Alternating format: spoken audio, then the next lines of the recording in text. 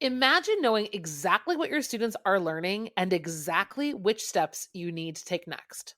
Join us in Down with the Reading Quiz to craft meaningful and productive formative assessments that move away from gotcha moments of basic recall and toward assessing what your students actually can do. In this 30-minute free masterclass, we'll share 3 powerful assessment keys that work for any novel at any time of the year. Head to shop.bravenewteaching.com/masterclass to sign up, and we'll also send you a free workbook to keep track of all your notes. Once again, that's shop.bravenewteaching.com/masterclass to nail formative assessments forever. Well, hello and welcome back to Brave New Teaching. Hello, Amanda. Well, hello, Marie. How you doing? Oh, I'm doing great. Do you want to hear something that's very exciting in the world, in my little corner of the world? It's book fair week at my kids' school as we're recording. And who doesn't like a good book fair week? I cannot wait for that at ours. It is the best. Yes. I mean, kindergarten, you're prime. Like you're in it. Can't wait. For the next 6 years with him. And then with Sochi, like even more. Yeah. Book fair week is so fun. And I don't even really participate that much because it's happening while I'm working, but my mom puts together all the decor for my kids' school. And so I feel like tangentially I'm somehow involved. And my kids get so excited because they get to have sneak previews because they get to go in there because she's the one that picks them up. It's just, listen, book fair week is very exciting. Who doesn't like a good picture book? Oh my gosh, I'm so excited for that stuff. I've been part of emails about bake sales and I'm waiting for my zone of genius to show up because that's not it. That's not where it's at. It's not yet. You know what we're good at though? Books. We're so good at books. And speaking of our kids, one of the most exciting parts of having a kindergartner so far has been when Hugo comes home and says, Mom, we read the book that we read at our house. Like the first week of kindergarten, they read Dragons Love Tacos. Yeah, and we love that book. Read that 100,000 times in his 0 to 5 years. And he was like, Mom, I told my teacher, I told her that we read it and I have it. And she said, no way. And he said, yes way. He said, I even have a stuffy dragon. And she said, no way. He's like, so I have to bring it to school. And so he's labeling his books with his names. He's bringing them into school to show his teachers. And my heart's on fire. Yeah, no, it's the best, right? It's the best. The best.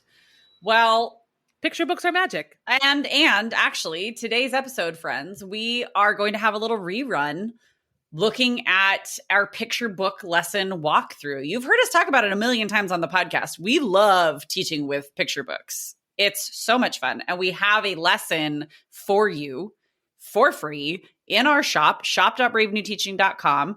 And it's all using Cloudy with a Chance of Meatballs.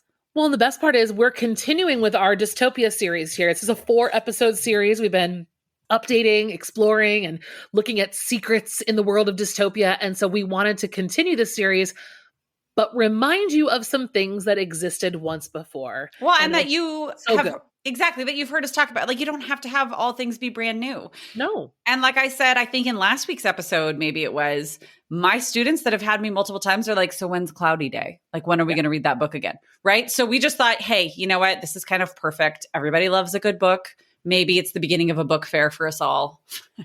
Oh my gosh. Yes. But head to the show notes, get your hands on the free lesson, and you can adapt it however you need to. We'll also put in the show notes Marie's YouTube video. Marie actually made a video teaching this. So we'll get that in there too. So if you want to, maybe you've heard us talk about it in the podcast, but you've never seen Marie's walkthrough, head to the show notes and you can actually watch her teach this to her students. Yeah. And you can hear how I kind of adapt it here and there for the conversation we needed to have. I know that helps me when I'm doing other people's material. If I'm able to see a little think through, then I'm like, oh yeah, I can figure out this. So anyways, we hope you enjoyed today's episode, and we'll be right back at you next week. See you then. Well, hello, and welcome back to Brave New Teaching. We are really excited today to bring you one of our favorite strategies for opening up a lesson, a gateway activity, opener to a unit, an anticipatory something, whatever you might call it, whatever the edubabble jargon is in your area. It's to spark interest and to get students excited about learning. And it's a strategy that both of us have used for a long time. And we're excited to show you today how it can work out in a high school classroom with deep inquiry. Hi, Amanda. Well, hey, everybody. There's nothing I love more than a good gateway activity to kick off a unit. Absolutely. And I'm excited to talk to you about it because I think my favorite gateway activities that I've ever used have come from a really rambunctious conversation with my colleagues. And, oh yeah, and what if this? And then what if that? And, oh, what if we did this? That would be awesome. So yes, it's like shiny objects, something sticks, and then it's really cool and it's fun to do in the classroom. So I have been guilty of creating activities that are like gateway or intro or, like hook activities like we're talking about today that are too much, like way too much, just over the top, more work for me than the like engagement and learning outcome is worth, But today's activity, it's so simple. It's so easy. I guess we could actually like point directly to what we're talking about today. Okay, well, I'm going to give everybody a hint. So today we're going to talk about using picture books to do this. Okay, that's not the hint. The hint is I want to see if you can guess the book. I'm going to read you a passage, like one of the darker passages from this book that I think everyone forgets. Okay, let's see if you can guess the book. The sanitation department gave up. The job was too big. Everyone feared for their lives. They couldn't go outside most of the time. Many houses had been badly damaged by giant meatballs. Stores were boarded up and there was no more school for the children. Okay, so that kind of gives it away. But like, holy smokes, like that's a children's book. So today we are going to walk through a lesson plan to introduce a unit in Dystopia using the children's book, Cloudy with a Chance of Meatballs. And really the strategy we're talking through is using a children's book as a gateway or an intro activity to really spark deep critical thinking. So we're going to talk a little bit about like why use picture books, because I think for some people it's super obvious. Like, oh yeah, there's theme, there's this, there's that. And for other people, it's like, and then after that, where do you go? Right. So we're going to talk a little bit to the beauty of the simplicity of picture books. And then we're going to talk through a lesson plan for you. And we actually have that lesson plan that we're going to talk through for you guys to get into your hands, our brave new teaching community. And we will tell you how to do that at the end of this episode. And now it's time to cue the music. Let's do it.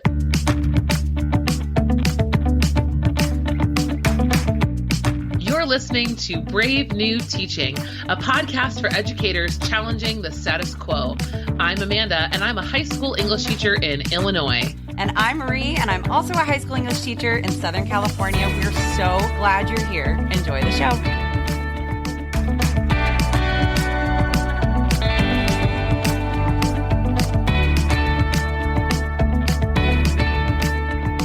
All right, Amanda is the one who originated this lesson plan that we're going to talk through. And as I am the one with children in a classroom at time of recording, next week is the first week of school. And I'm actually going to teach this lesson to my students in either the first or the second week of school. And I am really excited. I've done similar lessons. I use picture books in my classroom all the stinking time, but I haven't done this specific book and this specific lesson.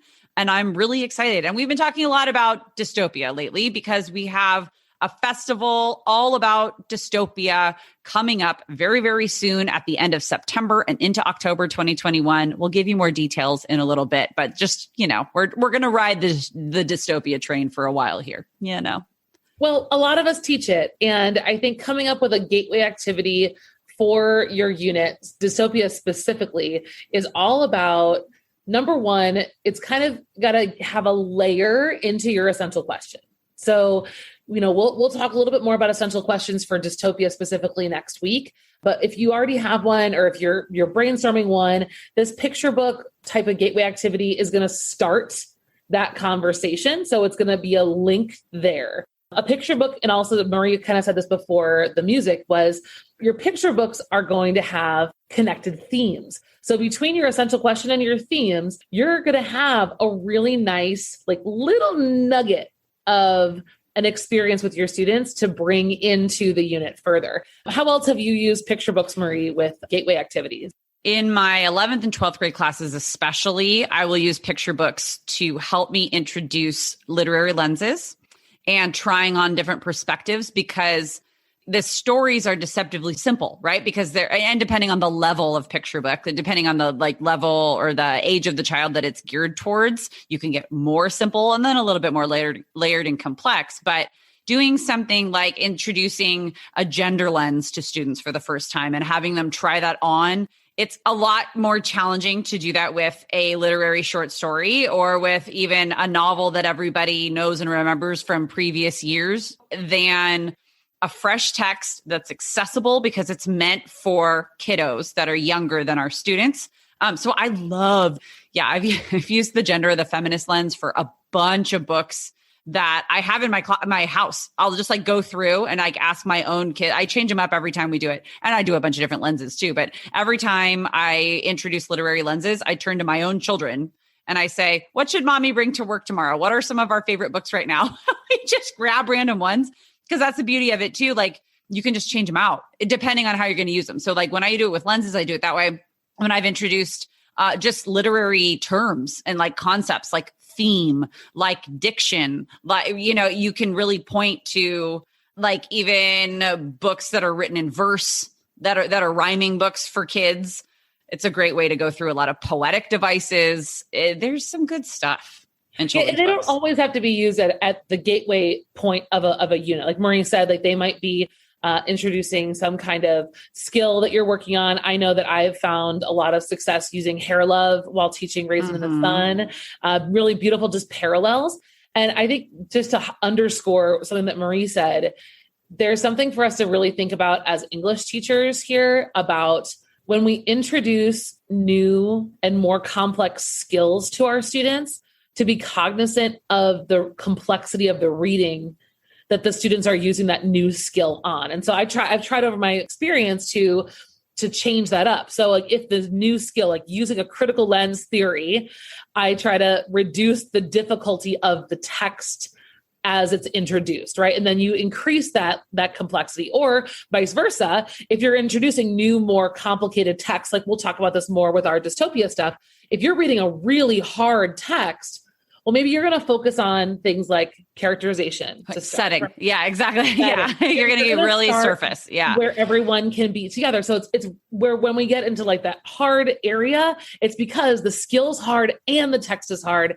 And that maybe even if you're finding that you're struggling, maybe that's a little point to consider. Yeah, there's a build to get to that certain point, and it depends on the kids in your classroom. It depends on the class that you're teaching. It's also utilizing a strategy like bringing in picture books is a great practice in inclusive instructional strategies. Yeah, it's a 100%. Fantastic and equitable way for everybody to be able to access the same text and to start at that level with difficult different skills or concepts or topics. And even though, yes, we are going to talk through an English language arts lesson, this is good for everybody. You can get some great science concepts and some great scientific inquiry. You can get some great historical or social science, critical thinking going using books about historical, events or about any sorts of things. Like it really is endless when you start to go, oh, the concepts are just broken down. I used to think I could be a children's book author. Like, what is it? Maybe 2 pages of writing, maybe, right? All broken up with all the okay, yeah, I can't draw. I'd have to get an illustrator. And then I sat down a couple times over the years to be like, okay, let's do this. It sounds so cool. Let's try. It is so stinking hard to make it good. Yes. And so children's book authors are in a league of their own. Like it's a whole different genre from other literature because it's a very niche skill and niche area to make them good. I mean, I could write a really crappy one. Sure. I could do that right now, but. Well, let me hit you guys with another why as we kind of transition into the rest of this episode and getting into the lesson itself. So I really like using Cloudy with a Chance of Meatballs, the picture book, as a hook or as a gateway activity here, especially because kids come at that lesson with this very naive, oh, this is adorable. This is childish. Like we're going to be treated like children today. And they really come unassuming. I'm then able to knock them over the head with some hard questions. but they all kind of have that, if you guys listened a couple episodes ago to our interview with the Keeping the Wonder Girls, one of the elements they talk about is this element of surprise. Yep. And everyone, like as Marie is saying, not only are they equitably able to access the text, but everyone comes into it and has this like, well, boom in the face surprise, like, oh crap, like she's going to ask me some really hard questions that I just was not expecting. And that element of surprise is wonderful to have at the start of a unit. Absolutely.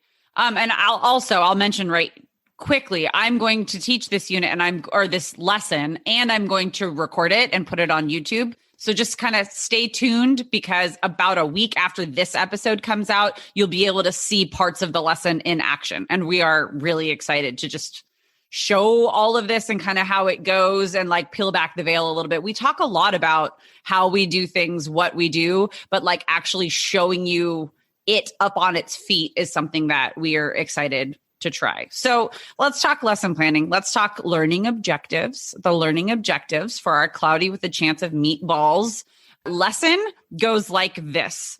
The first learning objective is that students will gain an understanding of two major vocabulary and conceptual terms, utopia and dystopia, through this lesson.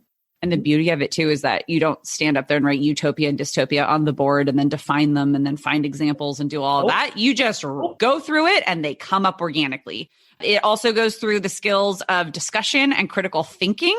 We also have students practicing reflective writing. And another thing that kind of comes out organically is it begins to bubble up. The elements of the genre of dystopia are introduced and you start playing around with that through critical thinking, discussion, and reflective writing. Exactly. Those are our learning objectives. Not very well written for like an observation, but there they are. Whatever.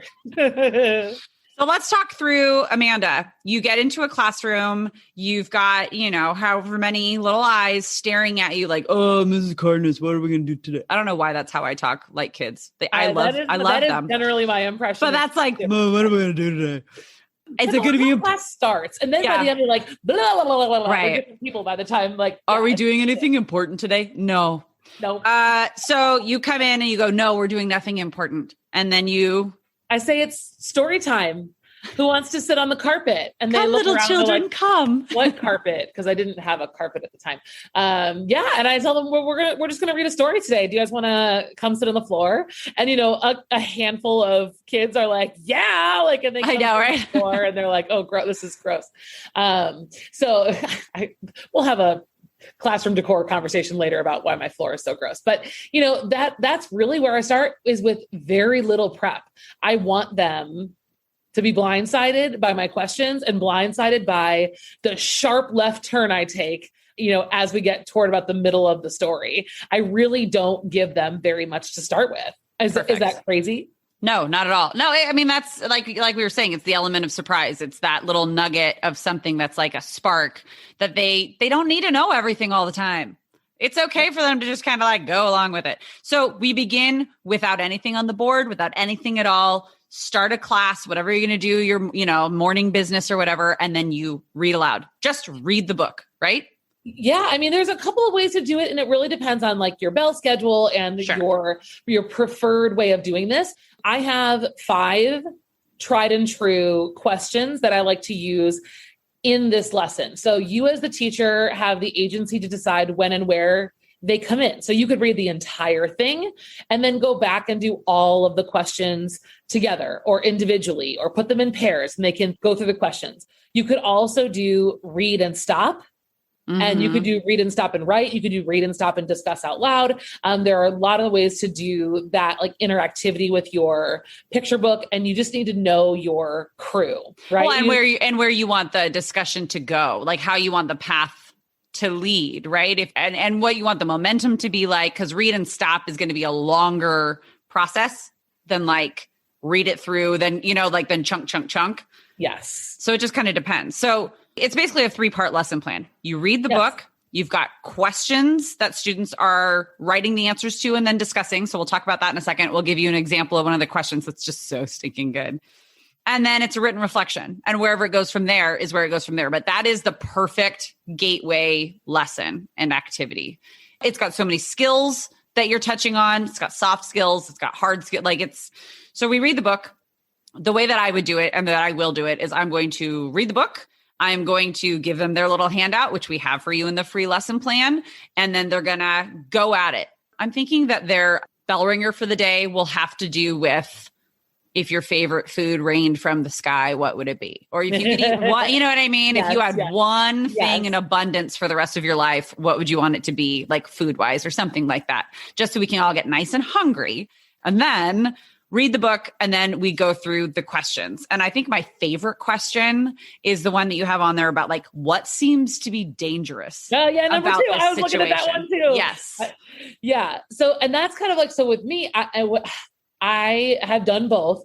I also like the read and stop, because then we can like close read, sort of like reread a little bit of that passage and look at the pictures and say, okay, like I was just reading this for fun, but now here's my question. What seems dangerous about the citizens handing over most of their power to the whims of the weather? What are the potential problems with this power dynamic?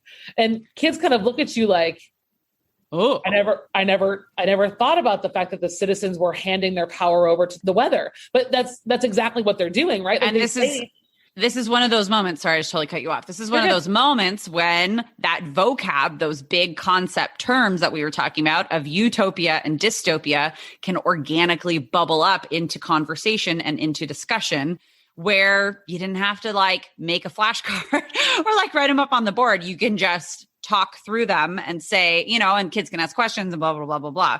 So there are 5 questions that you have. And within those questions, some of them are multi-layered, and students are going to pose other things. And we're going to change things as we go here and there. But I think that always 3s and 5s are great places for questions that get kids thinking deeply. And maybe you only reveal a couple at a time and you discuss as you go.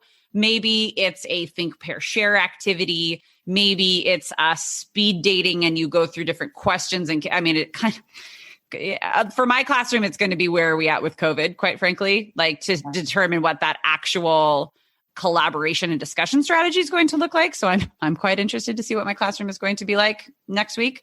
But the other cool thing that you can do with those sorts of questions, which you've done, is layer them in complexity. They both lead through I almost said the novel, lead through the story of the book, like sequentially. It's a great way to do that, but they also lead through sequentially in layering complexity. And almost always, as I said at the beginning of the episode, right, the goal of this is the learning objectives that Marie listed out, but also this is going to serve as an introduction to my essential question and those elements of the genre. So my questions with Cloudy, specifically, if you're going to teach this lesson, and why I think Cloudy is so powerful, is because there is this kind of assumed naivete of the citizenship, right? All of the citizens are just electing to live their lives and, just kind of go with the flow. And that's exactly one of the problems highlighted in Dystopia, is that citizens haven't really questioned what's going on around them. Or once they start questioning what's going on around them, right, they're murdered. Everything falls apart. Yeah. and with Cloudy, it's kind of cool too. Like you'll see, as if you haven't read the story in a long time, you may have seen the movie, but if you haven't read the story, it does get dark. I mean, the pancake that falls on that person's house has to be removed with multiple helicopters and a tow truck. I mean, people are trapped inside. I mean, there's spaghetti up to the people's knees. And as silly as it is, like when kids start to look at an actual dystopia, the fact that the people were so blind to the potential danger in the first place, like that's where I want to come back. And like, that's what makes this book so sneakily beautiful, is that we can come back to it. It's an anchor text for the rest of our unit in all of its simplicity. And for somebody like me who does choice novels more often than all class, it's something that everybody has in common. Yep. It's one thing that everybody's got a deep level of understanding because we've done it as an all class. And then it's something that I can use as the thread to pull through their 4, 5, 6, 7, 8 choices of novels that they're reading in their little groups and that sort of thing. And then at the end of it, you get to pull in another skill. Because yes, these discussion questions are critical thinking and they're a bit reflective, right? Because it's kind of like put yourself in those shoes. But then to bring it all together, it's always wonderful to have like a culminating, reflective something that we have in the lesson plan as a written reflection, but can really go any way you want it to go. I'm knowing my own teaching style. It's going to be a 3-minute quick write with who wants to share with your partner, and then who wants to share out something cool you talked about, right? Like just a quick. Yeah. Or if you are in the place where you want to, this could be extended over several days. Like the written reflection is basically them creating their own very, very simple, like what would this abundant life look like? What could the problems be? But that could very easily be scaled into something larger and project-based if that's something that you want to do. So it's just really a nice template for you to take and pick and choose what's going to be best for your students, the time of year that you teach this, and what your kids need. Yeah. Well, and so we do have, like we said, we specifically have this lesson plan for you for free, and we're going to tell you how to get it right now. As I mentioned earlier, we have a dystopian festival for teachers, Dystopian Teacher Festival, free content coming up for you. September 27th is when we actually start the festival, but you can go register now. And when you register, you will get access to this lesson plan. So head to the show notes, bravenewteaching.com, or go to curriculumrehab.com/dystopia and get your digital hands on this lesson plan, and then also be signed up for 5 days of free content talking about teaching the genre of dystopia. We talk through why and how dystopia and some strategies for introducing dystopia. We talk through a bunch of different things, different examples of units we teach of all class novels. I am going to go through one of my choice novel dystopia units. Amanda's got some amazing poetry and short stories and film. We've got nonfiction supplemental texts, not just what they are, not just what we do with them, but how you can weave in like the strategies to use. So you don't have to use our stuff. You can use other things. And we're really excited to share that all with you. Like I said, the festival itself is completely free. And if you go right now, head to the show notes, you can click the little linky loo, register for the festival for free, and get this lesson plan clouded with a chance of meatballs and try it with your class.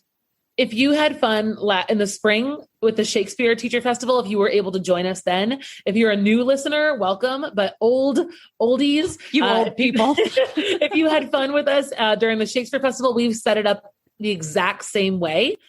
So it's going to be those lessons come to you through your email. You'll get a notification every day, and it'll say, hey, welcome to day 1, welcome to day 2. And you'll get your videos each day of the festival. Marie and I will be on social media, celebrating with you, talking to you, interviewing you, all that kind of fun, energetic stuff. And we'll keep all the good vibes going. And we're just really excited. There's no merch this time though, guys. Sorry. We didn't. Nah.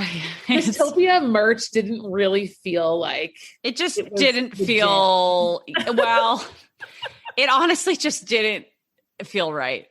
Anything we came up with was like, oh, that's horrible. Oh, we can't. A little dark. We can't wear that. Yeah. So also, there's a lot going on, so it's all good. we wanted to focus on the content, and that was just one extra piece we had to take a break on. Yeah, absolutely. But we are really, really excited. Like we said, head to the show notes, bravenewteaching.com, to take a look at the other, what we talked about in this episode, and to get your hands on this lesson plan, register for the free festival. I know I keep saying we're excited, but we are. We just love creating this stuff, but then things like the festival let us interact with all of you, and we get to like share. And if you're not already following us on Instagram, at Brave New Teaching, we'll be there, and just tag us and share what you got. We have all kinds of cool stuff. And if you try a lesson plan using a picture book, maybe in this same fashion, but it's a different one, let us know how it went. Tag us. We would love to be able to share success stories and see how things go, and like create a big just brain trust, basically. Well, and use this as an opportunity to be of service to your department. This is a free PD opportunity. So why not share this with your department chair, share this with your department, your teammates, and do it together. There's nothing really more powerful than being able to talk about what you learned from us with other people. I mean, and that's how I feel about other people, is, you know what I mean? Like when I go to a conference, I'm like grateful if I get to go alone, but I'm much more grateful if I have my teaching team with me and we can, watch or listen. And then for the next 20 minutes, put into our calendars exactly what we're going to try, how we're going to try it, and just have conversation about what we've learned and how that looks with our students in our school. Yeah, you get to process it through. It just makes a whole lot of sense. Yeah. We want to meet more people too. So bring them on. Yeah. And actually, while you're at it, if you have not already taken a moment to give us a rating and review on iTunes, we would ever so appreciate it because it helps some of those other teachers out there who might be looking for a community like this. It helps them find us. And if this episode or the episode from last week, living in a dystopian world, right? All the reasons that we love dystopia and we think that it should be everywhere and should be taught in every classroom. If those are speaking to you and you think they would speak to some of your friends and colleagues, share them out. Send them their way so that they can join us and we can all be merry good friends. Thank you all so much for listening today. We are very excited to bring you content brand new every single week. We are loving it and we hope you are loving it too. So until we meet again. May the pancakes that land on your house not be too large. And may them come with butter and syrup. Friends, until we meet again, we will see you next time. Bye-bye. Bye.